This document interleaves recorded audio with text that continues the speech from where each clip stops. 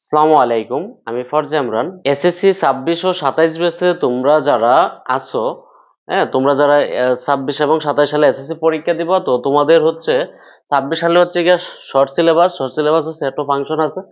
তো আমি এই ভিডিওতে তোমাদের সেট ও ফাংশনের যে বেসিক যে অংশটা আছে সেই অংশটা নিয়ে আলোচনা করব। ঠিক আছে? তো চলো আমরা দেখি যে এই ভিডিওতে কি কি বেসিক আছে আমাদের। তো এই অধ্যায়টার নাম হচ্ছে সেট ও ফাংশন। ঠিক আছে? তো তোমরা যারা 26 সালে এসএসসি পরীক্ষা দিবা, তো তোমাদের তো একটা শর্ট সিলেবাস আছে, তোমরা জানো। তোমরা প্রি টেস্ট পরীক্ষার আগেই মোটামুটি যে তোমরা এখন থেকে ভালো করে পড়াশোনা করো, তোমাদের সিলেবাসটা প্রায় 70 থেকে 80% শেষ হয়ে যাবে প্রি টেস্ট পরীক্ষার আগেই। তো তোমরা এখন থেকে পড়াশোনা শুরু করে দাও, সিরিয়াসলি পড়াশোনা করো, দেখো শেষ হয়ে যাইব। তো দেখো, আমরা এই অধ্যায়টার নাম হচ্ছে সেট ও ফাংশন। তো সেট ও ফাংশনের দুইটা অংশ, একটা হচ্ছে সেট আর একটা হচ্ছে ফাংশন। একটা হচ্ছে সেট আর একটা হচ্ছে ফাংশন, এই হচ্ছে দুইটা অংশ। ঠিক আছে? তো আমি আজকে সেট নিয়ে আলোচনা করব, ফাংশনটা অন্য আরেকটা ভিডিওতে আলোচনা করব। ঠিক আছে? তো দেখো, প্রথমে হচ্ছে সেট। সেট কি বা সেট কাকে বলে, সেট বলতে কি বুঝো, এইটা আসতে পারতো। সেট হচ্ছে, দেখবো যে তোমার কি আছে, বাস্তব বা চিন্তা জগতের, হ্যাঁ, বস্তুর সমাবেশ বা সংগ্রহকে কি বলে, সেট বলে। অর্থাৎ তোমার যে চিন্তা বা জগতে যা কিছু আছে, তুমি যদি একসাথে সাজায় লিখো, তো সেটাকে কি বলবে, সেট বলা হয়। যেমন আমার হাতে মার্কার আছে, তো মার্কার একসাথে যদি আমি অনেকগুলো মার্কার একসাথে সাজাই, লাল, কালো, নীল, সবুজ, এইভাবে বিভিন্ন কালার যদি একসাথে রাখি, তখন সেটা কি হইব, এটা একটা মার্কারের সেট হইব। ঠিক আছে? এই ধরনের তোমরা আরো অসংখ্য সেট তোমরা পাও তোমাদের বাসা বাড়িতে, যেমন থালা বাসনের সেট, বইয়ের সেট, ঠিক আছে, মোবাইল ফোন সেট, ঠিক আছে, এরকম আছে, আরো অনেক কিছু আছে, এরকম সেট আকারে থাকে। ঠিক আছে? গ্লাসের সেট, কাপের সেট, মানে অনেকগুলা কাপ একসাথে রাখলে এটা একটা সেট হয়। ঠিক আছে? তো আমরা যদি এখন এই সেট গুলাকে তুমি যখন প্রকাশ করবা, তখন এইটাকে সবসময় ক্যাপিটাল লেটার্স দিয়ে প্রকাশ করা হয়, প্রকাশ, এবং সেটটাকে সবসময় সেকেন্ড ব্র্যাকেট দিয়ে কি করা হয়, লেখা হয়। অর্থাৎ সেকেন্ড ব্র্যাকেটের ভিতরে সেটের উপাদানগুলো লেখা হয়। এখন এইখানে যদি তুমি সেরকম সংখ্যা লিখো, 1 2 3, এই যে 1 2 3 সংখ্যাগুলো সাজাইছো একসাথে, তো এগুলো একটা সেট। ঠিক আছে? আমি যদি জোড় সংখ্যাগুলো নেই, তো এগুলো একটা সেট হইব, বেজোড় সংখ্যাগুলো নিলে একটা সেট হইব। তো এটাই হচ্ছে মূলত সেট। সেটকে সেকেন্ড ব্র্যাকেটের ভিতরে রাখা হয়, এবং এর ভিতরে যেগুলো আছে এগুলো হচ্ছে এক একটা উপাদান, অর্থাৎ সেটের উপাদান, এখানে হচ্ছে 3টা উপাদান আছে। ঠিক আছে? কারণ তুমি যদি এখানে ইংরেজি বর্ণ লিখো, তো এই সেটের ভিতরে সবসময় ছোট হাতের বর্ণ লিখতে হবে। ঠিক আছে? ওকে। তো আমরা, এ হচ্ছে সেট। সেটের যে কাকে বলে কি, এটাই সেট কাকে বলে কি তোমরা যদি লিখো হয়ে যাবে আশা করি। তারপরে আছে সেট প্রকাশের পদ্ধতি। দেখো, সেট প্রকাশের পদ্ধতিটা হচ্ছে মূলত এইটা। এটা হচ্ছে দুই পদ্ধতিতে প্রকাশ করা যায়। একটা সেটকে কয় পদ্ধতিতে প্রকাশ করা যায়, দুই পদ্ধতিতে। একটা হচ্ছে সেট গঠন পদ্ধতি, আরেকটা হচ্ছে আরেকটা হচ্ছে তালিকা পদ্ধতি। সেট গঠন পদ্ধতি, আরেকটা হচ্ছে কি, তালিকা পদ্ধতি, আরেকটা তালিকা পদ্ধতি, তালিকা পদ্ধতি। তো তালিকা পদ্ধতি, এখন এই যে দুইটা পদ্ধতি, সেট গঠনকে প্রকাশকে দুইটা পদ্ধতিতে প্রকাশ করা যায়, একটা সেট গঠন, একটা তালিকা পদ্ধতি। তো সেট গঠন পদ্ধতি হচ্ছে যে সেটের উপাদানগুলোর সুনির্দিষ্ট উল্লেখ থাকে না, এটাকে সেট গঠন পদ্ধতি বলে। সুনির্দিষ্ট উল্লেখ থাকে না, যেমন তোমাকে বলো হইব যে কি, এমন একটা সেট, মানে ক্লাস 9-এর, হ্যাঁ, 20 জন শিক্ষার্থীর, 20 জনের মাঝে কোন 20 জন সেটা বলা হয় নাই, এটাই হচ্ছে তোমার কি, সেট গঠন পদ্ধতি। বলতে পারে এখানে, কি বলতে পারে, যে এক্স কি সংখ্যা, জোড় সংখ্যা, জোড় সংখ্যা। এখন জোড় সংখ্যা তো অনেকগুলো আছে, এখন কোনগুলো সেটা নির্দিষ্ট করা নাই, এইটাকে বলে কি, সেট গঠন পদ্ধতি। এই সেট গঠন পদ্ধতি। ঠিক আছে?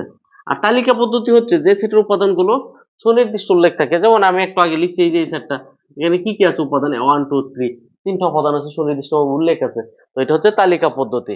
তুমি যদি বি আরো একটা সেট লিখো, যেখানে তার উপাদান সংখ্যা হচ্ছে 2 4 6 8, হ্যাঁ, তো এইটাকে হচ্ছে, এটা হচ্ছে কি পদ্ধতি, তালিকা পদ্ধতি। অর্থাৎ যে সেটের উপাদানগুলো সুনির্দিষ্টভাবে উল্লেখ থাকে, সেটাকে তালিকা পদ্ধতি বলে। ঠিক আছে? ওকে, তো আমরা ওইটা পাইছি। এরপর যে সসীম সেট, অসীম সেট, এখানে আছে সসীম সেট, আরেকটা হচ্ছে অসীম সেট। সসীম সেট হচ্ছে যে সেটের উপাদানগুলো মানে যে সেটের উপাদান সংখ্যা গণে নির্ধারণ করা যায়। যেমন এইখানে একটা সেট আছে, কয়টা উপাদান আছে? একটা, দুইটা, তিনটা, চারটা। তার মানে আমি গণতে পারতেছি কয়টা উপাদান আছে। তো গণনা যদি আমি নির্ধারণ করতে পারি, এটা হচ্ছে সসীম সেট। আর গণে যদি নির্ধারণ না করতে পারি, সেটা হচ্ছে অসীম সেট। যদি এটা আমি এইভাবে রাখতাম, হ্যাঁ, এই যে, ঠিক আছে, এটাই হয়ে যেত কি অসীম সেট। আর এইটা দেখো, এই যে এটা, এখানে তিনটা উপাদান, এটা সসীম সেট। কিন্তু এটা কয়টা উপাদান আমি বলতে পারতেছি না, এটা অসীম সেট। ঠিক আছে, গেল অসীম সেট। আর একটা হচ্ছে ফাঁকা সেট। ফাঁকা সেট মানে যে সেটের কোনো উপাদান নাই। কি নাই? কোনো উপাদান নাই, এই যে ফাঁকা এইভাবে থাকবো, তো এটা হচ্ছে ফাঁকা সেট। এটাকে এইভাবে একটা ফাই চিহ্ন দ্বারা প্রকাশ করা হয়। কি চিহ্ন দ্বারা প্রকাশ করা হয়? ফাই চিহ্ন দ্বারা প্রকাশ করা হয়। এটা হচ্ছে ফাঁকা সেট। ফাঁকা সেটের চিহ্ন হচ্ছে কি, এই যে এরকম ফাই। ঠিক আছে, তোমরা এটা মনে রাখবা। ঠিক আছে, এরপরে আছে ব্যান চিত্র। এই চিত্র, ব্যান চিত্র। ব্যান চিত্র নিয়ে আমি বিস্তারিত আলোচনা করব। ব্যান চিত্র রিলেটেড যে কয়টা সৃজনশীল থাকে, সব কয়টা সৃজনশীল নিয়ে একসাথে আলোচনা করব। এখানে তোমাদের বেসিকটা উঠে আসবো, হ্যাঁ, বিস্তারিত। তারপরে এখানে আমি এখানে হালকা একটু ধারণা তোমাকে দিব ব্যান চিত্র। তো ব্যান চিত্র দেখো, ব্যান চিত্র হচ্ছে যে একটা হচ্ছে আয়তাকার, বৃত্তাকার, ত্রিভুজাকার, হ্যাঁ, চিত্র। চিত্রের ভিতরে যদি কোনো কি রাখি, মানে একাধিক সেট যদি এভাবে পৃথক পৃথক ভাবে রাখি, যেমন এখানে আমি একটা বৃত্তকার একটা সেট রাখলাম, এখানে আরো একটা সেট রাখলাম, এইখানে আরো একটা সেট রাখলাম, ঠিক আছে, এখানে কিছু উপাদান আছে। তো এইগুলারে কি বলা হয়? ব্যান চিত্র বলা হয়। এবং এগুলা দিয়ে যদি তুমি সেট প্রকাশ করো, ঠিক আছে, আয়তাকার, বৃত্তাকার, তারপর হচ্ছে ত্রিভুজাকার, হ্যাঁ, এগুলোর মাধ্যমে যদি তুমি সেট প্রকাশ করো, এটাকে কি বলে? ব্যঞ্চিত্র বলে। এটা যখন ব্যান আবিষ্কার করছেন, তার নাম অনুসারে ব্যঞ্চিত্র নামটা দেওয়া হয়েছে। ঠিক আছে, তো এইটা নিয়ে আমি বিস্তারিত যে সৃজনশীল সেগুলো নিয়ে আলোচনা করব। তোমরা এটাতে আরো বিস্তারিত ধারণা পাইবা। ঠিক আছে, অন্তত আংশিক ধারণাটা রাখো। এরপরে হচ্ছে উপসেট। কি সেট? উপসেট। আচ্ছা, উপসেটটা কি? উপসেট হচ্ছে, ধরো এ একটা সেট যার উপাদান হচ্ছে 1 আর হচ্ছে 2। ঠিক আছে, আরো তুমি দিলে দিতে পারো 3 4 5, এভাবে দিতে পারো। এখন এখান থেকে ধরো, এইটা থেকে এখন আমি যদি একটা অন্য, মানে এই এ সেটের উপসেট যদি বের করি, তাহলে দেখো এ কে, এর উপাদানগুলোকে নিয়ে ভিন্ন ভিন্ন ভাবে কতটা সেট গঠন করতে পারবো। যে কয়টা সেট গঠন করতে পারবো, যেমন আমি যদি এখন লিখি 1, 1ও কি, 1 হচ্ছে এর উপসেট। ঠিক আছে কিনা? দেখো আমি যদি লিখি 2, তাহলে 2ও কি, 2 হচ্ছে এর উপসেট। ঠিক আছে, আমি যদি একটা ফাঁকা সেটও দিই, এই ফাঁকা সেটটাও কিন্তু এর উপসেট, কারণ আমি এটা ফাঁকাও রাখতে পারবো। ঠিক আছে, কিন্তু আমি তো 3 দিতে পারবো না এখানে। 3 কি সম্ভব? সম্ভব না তো, সম্ভব না, কারণ 3টা এই যে এখানে নাই, তার মানে এটা থেকে 3 গঠন হয় নাই। তো এই জন্য 3 হচ্ছে এর উপসেট না। আমি যদি আরো দেই, আরেকটা দিতে পারি, সেটা কি 1 আর হচ্ছে 2, এটাও দিতে পারি, এটাও কিন্তু এর উপসেট। ঠিক আছে, তো কিন্তু তুমি 1 2 3 একসাথে কি দেওয়া সম্ভব? সম্ভব না, তার মানে এইটা হচ্ছে, এই যে 1 2 3, এইটা তো এখান থেকে সম্ভব না, এটা হয় না। তো এইটা এর উপসেট না। কিন্তু এই যে এখানে 4টা উপাদান, এই 4টাই এর উপসেট।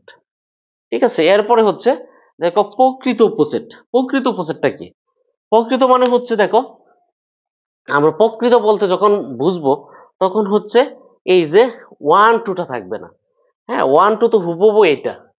দেখো 1 2 যখন এখানে নেব, তার মানে কি এই এখানে চলে আসছে। তো এ বাদে যেগুলো থাকে, এগুলো হচ্ছে তার প্রকৃত উপসেট। ঠিক আছে, তো প্রকৃত উপসেট, আমরা অনেক সময় প্রশ্ন হয় যে প্রকৃত উপসেটের সংখ্যা কত।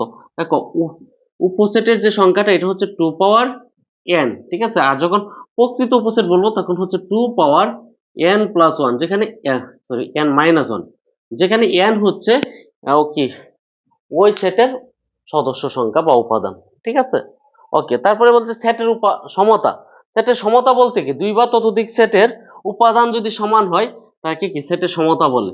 যেমন এখানে এ একটা সেট আছে, আর একটা যদি আমি বি সেট নেই, যেমন এরকম 1 2, হ্যাঁ 2, কিন্তু দেখো এটা 1 2 মানে কি, এটা তো 1 আর 2 এই দুইটা সেটের উপাদান কি সমান। এইটার এটা কি সমান, যেহেতু এটা হচ্ছে কি সেটের সমতা সেট, বা উপাদান সংখ্যা সমান হলেও সেটের এটাকে কি বলে, সমতা সেট বলা হয়। ঠিক আছে, ওকে। এরপরে কি আছে, সেটের অন্তর। অন্তর মানে কি? অন্তর মানে হচ্ছে, দেখো একটা সেট থেকে আরেকটা সেট বাদ দেওয়া। কেমন, আমি এখানে এ একটা সেট রাখলাম আর একটা হচ্ছে বি একটা সেট রাখলাম। বি সেটটা হচ্ছে এরকম 2 3, ঠিক আছে। এখন এ এবং বি সেটের বাদ সেট মানে কি, এই যে এ থেকে যদি বি বাদ দিই তাহলে বাদ দিলে কত হইব, 2 বাদ দিলে থাকবো 1, ঠিক আছে। এটাকে বলে বাদ সেট। বাদ সেটকে এইভাবে প্রকাশ করে অথবা এইভাবে প্রকাশ করা হয়, ঠিক আছে। ওকে, তো মানে একটা সেট থেকে আরেকটা সেট বাদ দিলে যেটা পাবো সেটা হচ্ছে সেটের বাদ সেট বা সেটের অন্তর, ঠিক আছে। ওকে, এরপরে হচ্ছে সার্বিক সেট। দেখো সার্বিক সেট কি, দেখো আমি এখানে আলোচনায় দুই বা ধরো এ একটা সেট, হ্যাঁ, এ একটা সেট, আরেকটা হচ্ছে বি আর একটা সেট যেটা হচ্ছে 2 3, ঠিক আছে। সি আর একটা সেট, সেখানে হচ্ছে 2, আরেকটা হচ্ছে 1 আর হচ্ছে 4, ঠিক আছে। এখন দেখো এই যে এখানে আলোচনায় আমি কয়টা সেট নিয়েছি, একটা দুইটা তিনটা সেট। সার্বিক সেট মানে এমন একটা সেট, তুমি আলোচনাধীন যে কয়টা সেট আছে সব কয়টা সেটের উপাদান সার্বিক সেটে পাওয়া যাবে, এটাকেই বলে কি, সার্বিক সেট। কথা বুঝছো কিনা, মানে তুমি দুই বা ততোধিক সেট, আলোচনাধীন যে কয়টা সেট নিয়ে তুমি আলোচনা করবা সব কয়টা সেটের উপাদান সার্বিক সেটে পাওয়া যাবে, এটাকে বলে কি, সার্বিক সেট। যে সেটে পাওয়া যাবে সেটাই সার্বিক সেট। এগুলো হচ্ছে কি সার্বিক সেটের উপসেট। মনে রাখবা সার্বিক সেট মানে সকল সেটের কি মাদার, ঠিক আছে, এটাকে মাদার সেট বলা হয়, ঠিক আছে। ওকে, তো তোমরা সার্বিক সেটটা বুঝছো। এরপর হচ্ছে পূরক সেট। পূরক মানে হচ্ছে ধরো এখানে আমি যদি এ পূরক দিই বা এটাকে এইভাবেও লেখা যা, এটাকে এইভাবেও লেখা যা, ঠিক আছে। এখন এই এ পূরক মানে হচ্ছে বা এ কাপ বা কমপ্লিমেন্ট, এটা মানে হচ্ছে সার্বিক সেট থেকে ওই সেটটা বাদ দিলে যা পাবো সেটা হচ্ছে ওই সেটের পূরক সেট, ঠিক আছে। এখন আমি যদি ইউ থেকে এ বাদ দেই, ইউ থেকে এ বাদ দিলে 1 2 3 4 থাকবে। তো এই এই 3 4 হচ্ছে এ সেটের পূরক সেট, ঠিক আছে। তো দেখো তোমরা এইটা বুঝছো কিনা। এরপরে আছে সংযোগ সেট। কি সেট, সংযোগ সেট। তুমি দুই বা ততোধিক সেট, দেখো এখানে আমাদের কয়টা সেট আছে, একটা দুইটা তিনটা আছে। এখন দুই বা ততোধিক সেট তুমি যদি মানে যে কয়টা সেট তুমি কি করবা নিবা, তো তোমার দুইটা সেট আছে, দুইটা সেটের সংযোগ সেট। সংযোগ সেট মানে দুই বা ততোধিক সেটের সকল উপাদান নিয়ে যে সেটটা গঠিত হবে সেটাকে সংযোগ সেট বলে।